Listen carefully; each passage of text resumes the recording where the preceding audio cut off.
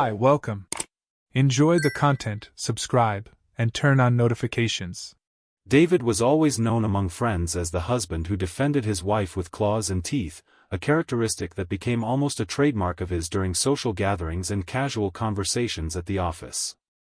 For 15 years of marriage with Sarah, he never found a single reason to suspect her or question her fidelity, building absolute trust that his colleagues often envied. While other men at the office complained constantly about wives who hid their phones, answered suspicious calls locked in the bathroom, changed social media passwords without plausible explanation, or showed evasive behavior when questioned about their whereabouts, David proudly stated that Sarah was different from all these women, as transparent as crystal clear water and incapable of any dishonesty or deception. She was always affectionate, attentive, and present in all important moments of their lives together, showing an apparently genuine love that never left room for suspicion or distrust from the devoted husband. It was the ideal wife who woke up early to prepare breakfast on important days, supported him unconditionally in his most risky professional decisions, and showed genuine love in every small daily gesture, from affectionate notes on the fridge to relaxing massages after stressful work days. When David shared with Sarah the paranoia and suspicions of his colleagues about possible marital infidelities, she simply smiled with that sweet and characteristic way that he knew so well, saying that they were typical male nonsense, that men always found reasons to suspect their wives without any real foundation or concrete evidence. Sarah had a particular way of reassuring David about these issues, always with a soft and convincing tone that made him feel lucky to have a wife so different from others, so honest and transparent in all aspects of her personal and professional life. During these intimate conversation moments, she often commented on how she found it pathetic to see couples destroyed by unfounded jealousy and unnecessary suspicions, always positioning herself as someone who would never be capable of betraying the trust of her beloved husband. David's professional routine as a senior technology information specialist often kept him working late into the night at the office, especially during critical periods of implementation of complex systems or security updates that could not present any failure or instability. His company, a respected financial sector multinational, completely depended on technological stability and reliability to maintain its operations functioning without interruptions that could cause losses to customers or the company's reputation. On that specific Tuesday in October, David had informed Sarah in the morning during the breakfast she had prepared with special care that he would need to work throughout the night to validate an extremely important and sensitive banking system that would go into production the following week, representing months of development and significant investment by the company. It was an ambitious technological project that had been developed for over 8 months by an international team of specialized programmers, and any failure or instability during the implementation could cause millions of dollars in losses for the company and its thousands of customers who depended on online banking services. The pressure on David was immense considering that he was the final technical responsible for approving and certifying the system before its definitive implementation. Around 7 o'clock in the evening, following his established routine for years, David called home to inform Sarah when he would be working late, a courtesy he always maintained so she wouldn't worry about his prolonged absence. Sarah answered the phone with her warm and loving voice, as always, showing the genuine concern that always characterized their relationship over 15 years of happy and apparently stable marriage. She asked affectionately if he had managed to eat something substantial, if he needed her to prepare a special snack and bring it to the office to ensure he ate properly during the long night of work that awaited him. This constant attention to David's well-being was one of Sarah's most striking characteristics, demonstrating a care that he interpreted as irrefutable proof of the genuine love she felt for him. David replied that everything was under control, that he had ordered food from the restaurant near the office, and she responded with her usual sweetness, that she loved him very much and sincerely wished him good luck with the complex and responsible work he needed to do during the night.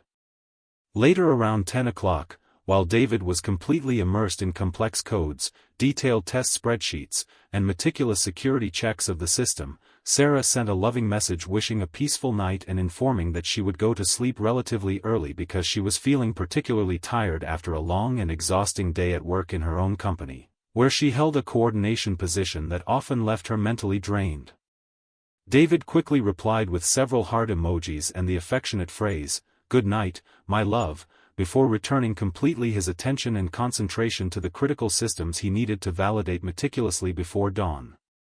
However, around 10, when David expected to finally start the most intense phase of the scheduled tests, the programming team responsible for the system development found an unexpected series of critical bugs and security flaws that made it completely impossible to continue with the validation procedures scheduled for that specific night. The developers, after several hours of technical analysis and emergency correction attempts, informed with regret that they would need at least 12 additional hours of concentrated work to identify, correct, and test all the problems that had been discovered at the last minute.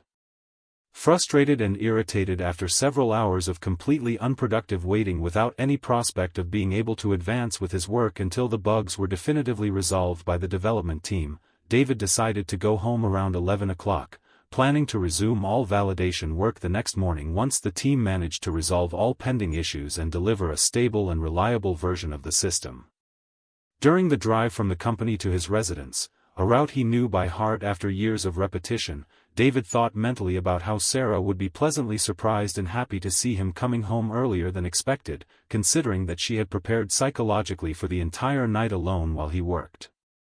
Upon arriving home and entering silently through the front door to not wake Sarah if she was already asleep, David found the whole house plunged into complete darkness and absolute silence.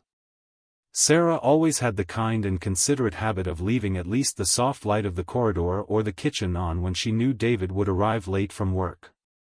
A kind gesture that she maintained religiously for many years so he wouldn't have to navigate the house completely in the dark and risk tripping over some furniture or object during the night. Feeling an initial pang of concern mixed with increasing curiosity about Sarah's unexpected absence, David headed directly to the couple's bedroom, expecting to find Sarah sleeping peacefully in bed. However, to his complete surprise and growing unease, he found the bed completely empty and perfectly made exactly as Sarah left it every morning after her meticulous arrangement that was part of her daily routine. The decorative pillows were positioned with precision, the duvet was stretched without a single wrinkle, and there was no visible sign that anyone had used the room during the entire night. A discovery that made David feel an uncomfortable tightness in his stomach. A strange and undefined feeling began to take over David. A complex mix of genuine concern and something deeper and disturbing that he couldn't identify or name precisely at that moment of mental confusion. Initially, his rational mind tried to find logical and innocent explanations for the unexpected absence of Sarah, thinking that maybe she had gone out at the last minute for an unplanned family emergency or to help a close friend who was going through some kind of crisis or emotional situation. Situations that had happened sporadically a few times over the 15 years of marriage. However, the more David reflected on the situation, the stranger it seemed that Sarah hadn't mentioned anything at all about any kind of commitment, outing, or activity planned during the phone call at 7 o'clock in the evening or in the affectionate message she had sent around 10 o'clock. Sarah had always been extremely communicative and transparent about all her plans and activities, especially when it involved leaving the house during unusual hours or during the night, a personality trait that David had always admired and interpreted as another proof of the honesty and transparency that defined his beloved wife's character.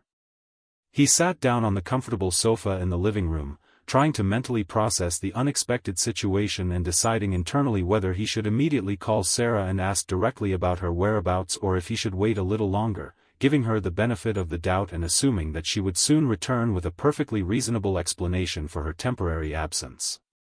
It was in this moment of indecision and growing anxiety that David's gaze was caught by Sarah's personal tablet that was casually lying on the arm of the chair next to the sofa.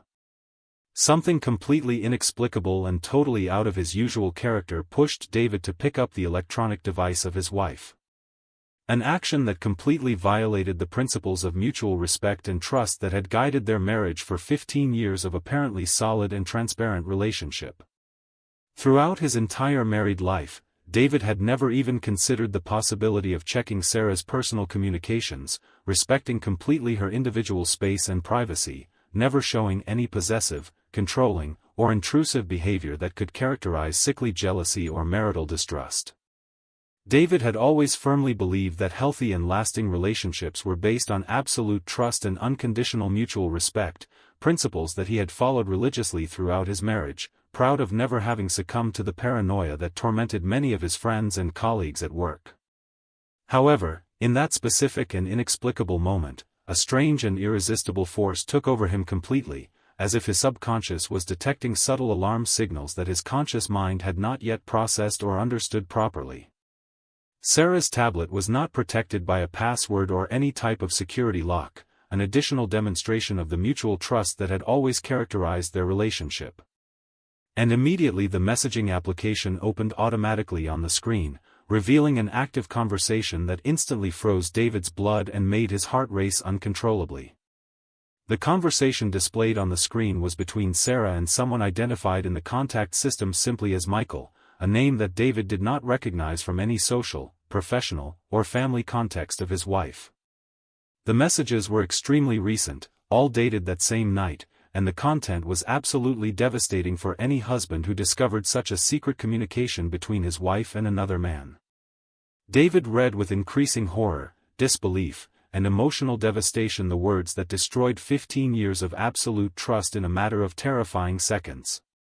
Sarah had written around 9:30 that night, approximately 30 minutes before sending the innocent goodnight message to David. "My husband just called me from the office, said he will work the whole night validating a system and will only come home tomorrow morning very late. We can meet tonight without any risk of being discovered or caught." Michael had responded almost immediately with an enthusiasm that clearly revealed the naturalness and frequency of these secret meetings. "Perfect, my love. Same place as always, then. I'm crazy with missing you since our last meeting." Sarah confirmed with a message that cut David's heart like a sharp blade. "Yes, I'm finishing getting ready here and will leave in 15 minutes. I also miss you very much and can't wait to be in your arms again." The conversation continued with intimate details and specific references to previous meetings that left absolutely clear and undeniable that this was not the first time that his wife had betrayed him in such a calculated, premeditated, and systematic way, taking advantage specifically of his prolonged absences due to professional reasons. David read and reread the incriminating messages several times consecutively, feeling as if the ground had literally disappeared under his feet, and his entire known and reliable world had completely collapsed in a matter of terrifying minutes. 15 years of apparently happy and harmonious marriage, 15 years of absolute and unshakable trust in his wife, 15 years defending passionately the integrity and fidelity of Sarah in front of skeptical friends and suspicious colleagues.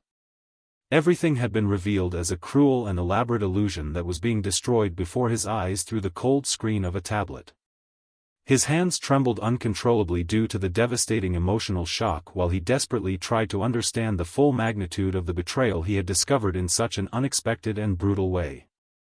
With extreme difficulty in maintaining motor coordination due to the psychological trauma he was experiencing, David managed to take several detailed photos of the entire compromising conversation with his own smartphone, creating irrefutable photographic evidence of an infidelity that he never imagined he would need to document against the woman he loved unconditionally and trusted more than anyone else in the universe. The digital clock on the television set in the room marked almost midnight, and Sarah had still not returned from her secret extramarital meeting. A fact that now made complete and painful sense for David, who finally understood the real reason for his wife's inexplicable absence. David remained seated on the same sofa in the living room for more than 3 consecutive hours, completely motionless like a marble statue, slowly processing the emotional devastation that had hit him with the destructive force of a tsunami.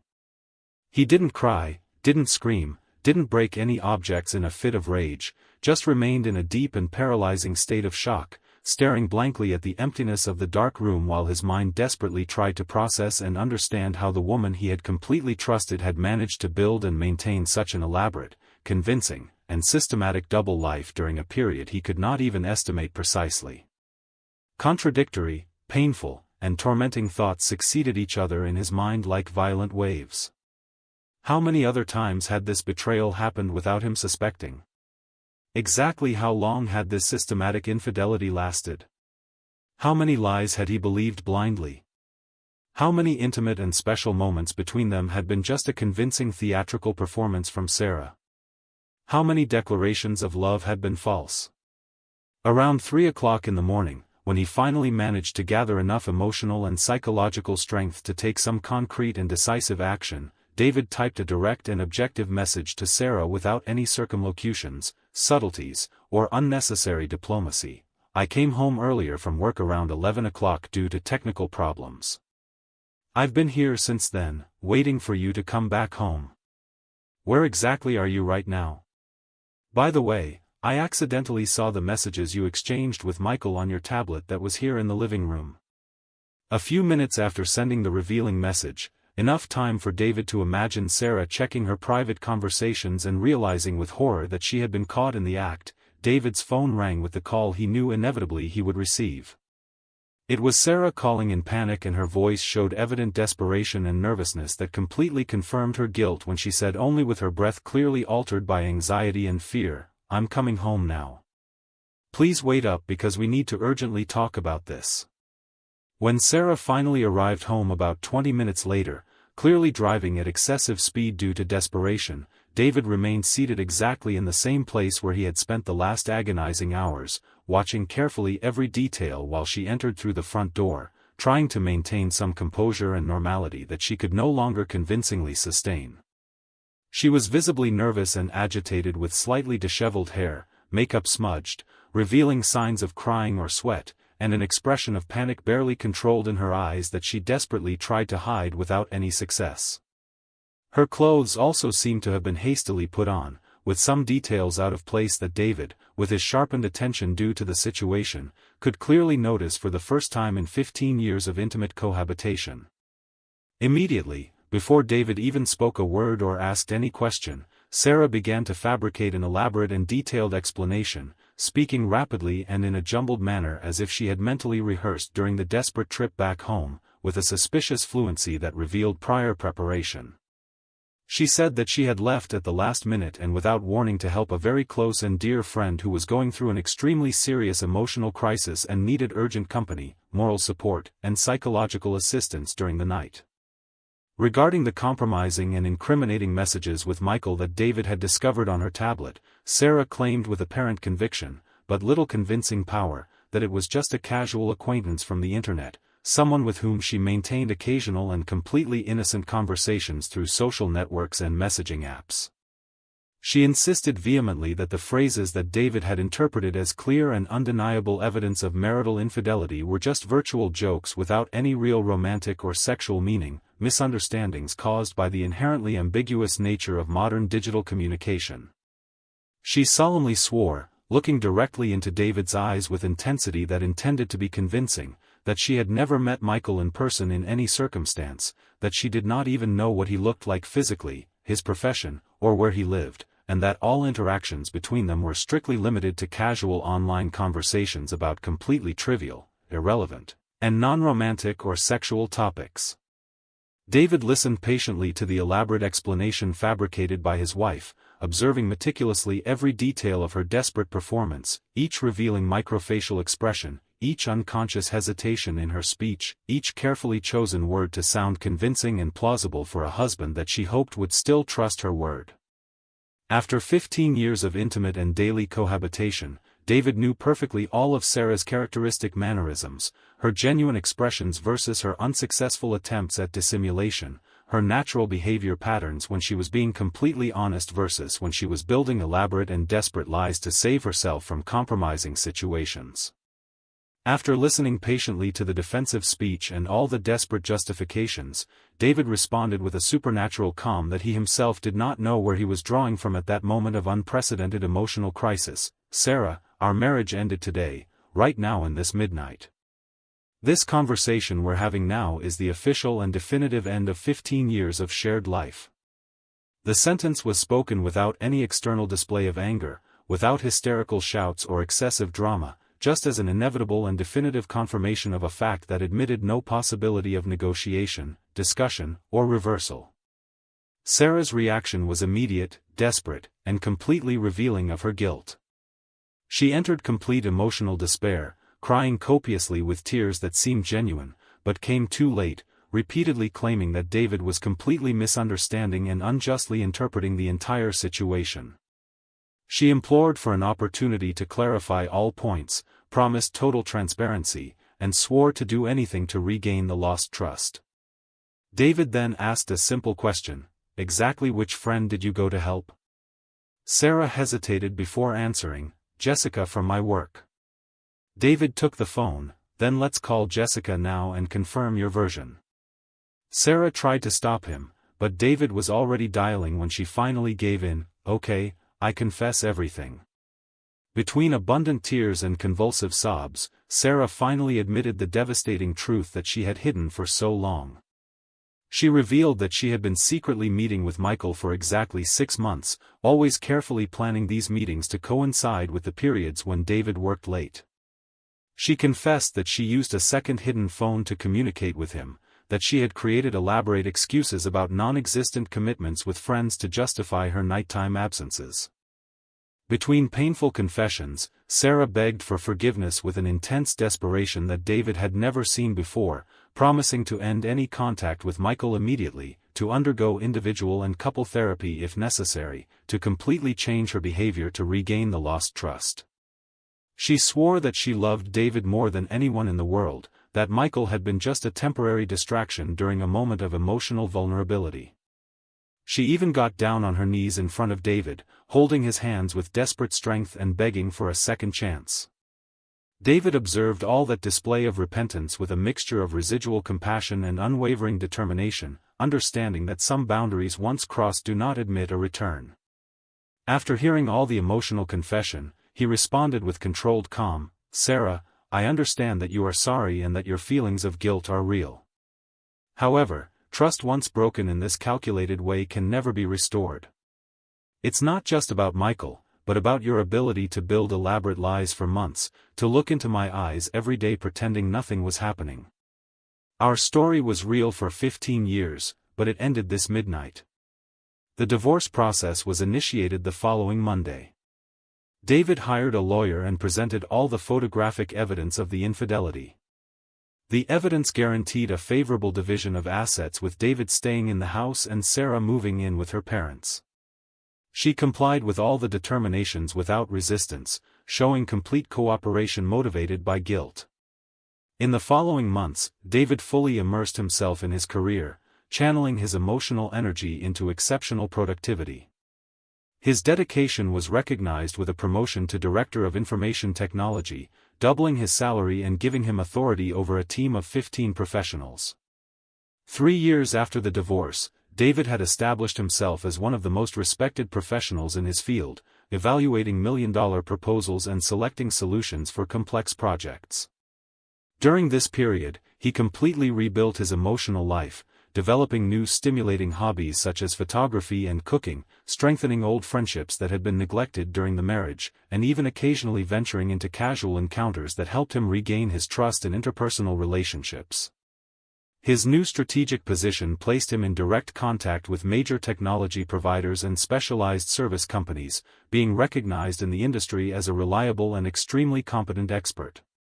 On a morning in March, David was conducting strategic meetings with competing companies vying for a $50 million contract for complete technological modernization of a client's company.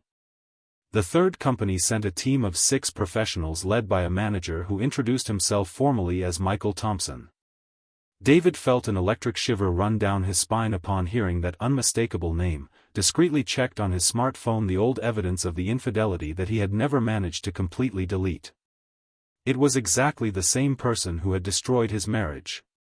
After confirming definitively the identity through casual questions about personal email, David looked directly into Michael's eyes and said with firm and controlled voice, "Mr. Thompson, exactly 3 years ago, I divorced because I found out my wife was having an extramarital affair with you.